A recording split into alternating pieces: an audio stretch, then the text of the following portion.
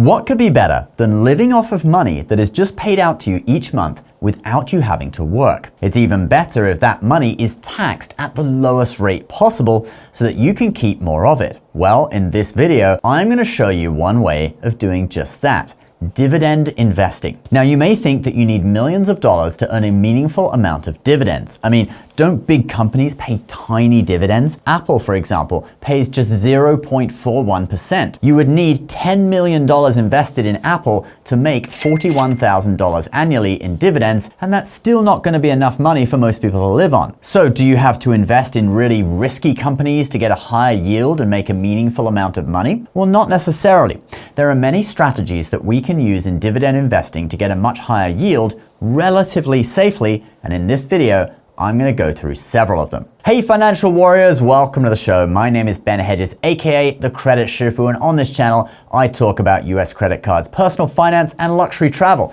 If you like the sound of that, do subscribe, but let's get into the video. Oh, and if you're looking for a brokerage account to invest in any of the stocks and funds in this video through, check out Moomoo. They are offering a special deal for my viewers where when you open a new account, depending on the size of your deposit, you can get up to $1,000 in free NVIDIA stock. They're also offering 8.1% APY on your uninvested cash for the first 3 months as well. Uninvested cash is, of course, SIPC insured, and the link for that deal is down below. So first of all, why is dividend income desirable? Well, for one, it is true passive income. Things like rental income or the Airbnb that I run, you can only call them semi-passive. You still need to do a little bit of management each week, and if there's a sudden problem like a blocked toilet, you have to sort it out. But for dividend income, you really do nothing. Then on top of that, dividends can be taxed at long-term capital gains rates, which are lower tax rates, if they are what is known as qualified dividends. Here is the definition of qualified dividends from Investopedia. A dividend is considered qualified if a shareholder has held a stock for more than 60 days in the 121-day period that began 60 days before the ex-dividend date. The ex-dividend date is one market day before the dividend's record date. The record date is when a shareholder must be on the company's books to receive the dividend. So it's kind of complicated and it depends when you buy the stock in relation to the ex-dividend date, but just in general, once you have held a dividend stock for a few months, the dividends will become qualified, and any stocks you hold long term, like if you're holding for years, those stocks are certainly going to be paying qualified dividends. So what are the rates that you will be taxed at? Well, long-term capital gains rates are 0% for income under $48,000 for single filers and under $96,000 for joint filers, then 15% for income above those figures all the way up to $533,000 a year for single filers and $600,000 a year for joint filers. And then you start getting taxed at 20% on everything above those figures. So realistically, most people are paying either 0% or 15% or a combination of the two on different parts of income, which is way lower than the federal tax rates for employment, and there's also no social security tax on dividends either. So what companies, funds, or ETFs or other financial products can we buy to produce stable dividends with as high a yield as possible? Well, first of all, there are two lists that you need to be aware of, the Dividend Aristocrats and the Dividend Kings. The Dividend Aristocrats is a list of stocks on the S&P 500 that have increased their dividend every year for 25 years in a row. The Dividend Aristocrats is actually a stock market index, and the name is trademarked by Standard & Poor's. And a lot of them are boring companies like A.O. Smith that makes home water heaters, for example. Coca-Cola is also on there, Walmart, etc. Now, these stocks don't necessarily pay a high dividend. Like Coca-Cola, for example, pays 3%. It's better than Apple, but it's really nothing to write home about. However, they have increased it every year for over 25 years. So it is 3% now, and with a stock price of $66, that's going to be $198 per year. But since you bought it at $66, the percentage of the dividend for you is measured against the money you put in, okay, against the price you bought it at. So in the future, let's say the stock rises in a few years to $80, and they also keep raising the dividend, so maybe it now hits 3% of $80, that's going to be $2.40 per year. But because you bought the shares at $66, that's going to be 3.64% of the price that you bought it at. So if you hold these stocks for a long time, you will be earning higher and higher percentages compared to the price you bought them at. Then there is another list of dividend stocks, and that is the Dividend Kings. This is a list of stocks that have increased their dividend for over 50 years in a row. The stock with the longest dividend increase streak is American States Water. The dividend yield is only 2.6% though, but they will most probably increase it in dollar terms every year, so you will be paid higher and higher percentages compared to the money you put in the future. But what can you do if you want a higher yield?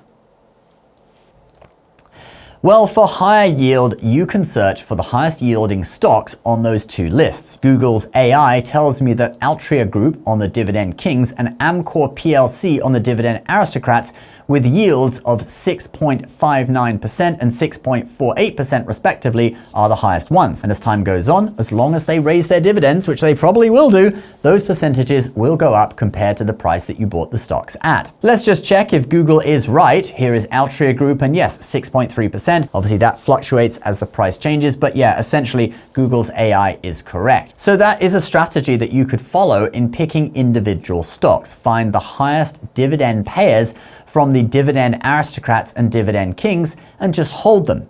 Your dividend percentage will increase compared to the original price you paid, and after you've held them for a few months, you will be taxed as qualified dividends at the long-term capital gains rates. But what if you want dividends at even higher rates than that? Well, you can look into individual stocks that pay higher dividends. For example, UPS currently pays 7.7%. It's not a dividend aristocrat though, but it has increased its dividend every year for the past 16 years. But this is a bit more risky because I want to draw your attention to the dividend payout ratio, which is 91% for this stock. That is very high. They are paying out almost all the money they make in profit as dividends. If UPS wants to expand or invest more in its business, or if there is a recession, the dividend will likely get lowered. However, it isn't the end of the world, since if they want to expand their business and invest funds to do that, you may very well see growth in the stock price. Actually, many people think UPS could be set for a comeback. The stock price has come down significantly in recent years, and several politicians have been seen buying it recently.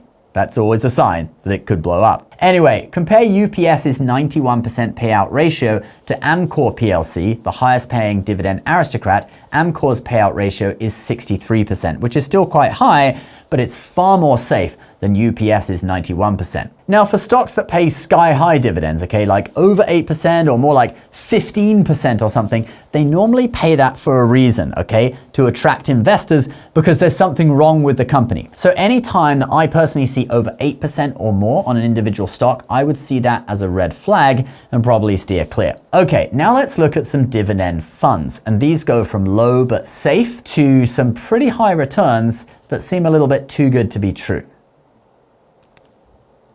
So if you want to just buy a fund of dividend stocks that spreads out risk, you could go for something like SCHD, which is a fund by Charles Schwab that tracks the Dow Jones Dividend 100. You'll see a lot of familiar names that are also in the Dividend Aristocrats and Dividend Kings, like PepsiCo, for example. The expense ratio on this fund is really low at 0.06%, and the dividend yield is over 3.5%, and your risk is spread out since it's 100 stocks. Then if you want to get higher yields, you could look into REITs, or real estate investment trusts. You will regularly see dividend yields of over 7%. But just be aware that REITs are normally taxed as ordinary income, not long-term capital gains. So that means tax rates of up to 37% depending on your income and your filing status. Probably most people are going to be in the around 22-24% range. But now let's take a look at some more exotic funds that can get you even higher yields.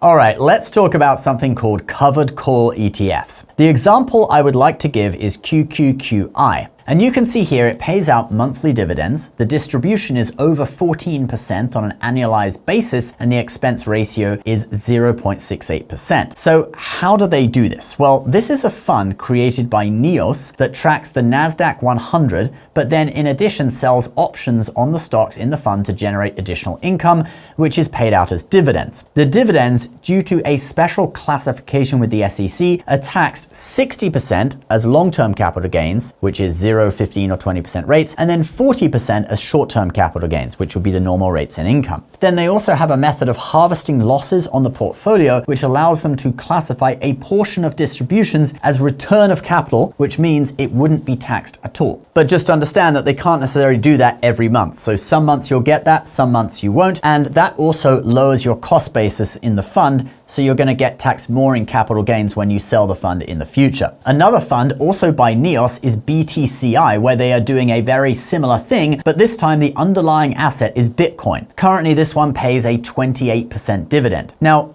are these funds safe? Well, they haven't existed that long. These two have only been around for a bit more than a year, and there are some other ones that have been around for up to 5 years, like JEPI by JP Morgan, but that one only pays around 8%. In general, the higher the yield, the higher the risk. Also, if you look at the ETF price of QQQI and BTCI, they don't really go up in price either. So you're basically solely relying on the yield for your profit. My opinion is to spread out your risk and don't put your life savings into one of these funds. Maybe put 5 or 10% of your portfolio into them and the rest into the Dividend Aristocrats, Dividend Kings, or other more regular dividend ETFs. All right. Now let's take a look at one more kind of dividend ETF that offers an insane rate of return. So for the highest dividend yield possible, one option you can consider is the yield max funds. For example, MSTY, which has a 93.56% distribution rate. This is also a covered call ETF like QQQI, etc. But with that high of a yield, what is the price of the ETF going to do? Well, since its inception in February 2024, it first went up to double its initial price, then it went down, then it went back up, and over the last year, it's been trending down. I would go into this one expecting that you are not going to get your capital back, and also that the yield may not go on forever. For example, if you put $1,000 in, the first year you may get almost $1,000 back, but if in the second year the fund halves in price, then the same yield of over 90% or 100% is only going to produce $500. And if it continues to go down in price, then the following year maybe you only get $250, then $100, etc., and your position in the fund may end up being worthless. It all depends on how this fund behaves and how it reacts to potential drops in the stock market in the future. Another couple of examples are ULTY and NVDY. And actually, even the yield on these ones has been dropping too, not just the ETF price. So I would suggest if you're going to get into these, either do it for a short period of time, like 1 year. Maybe you lose 30% in value, but you get 90% in dividends. That's a profit of 60%.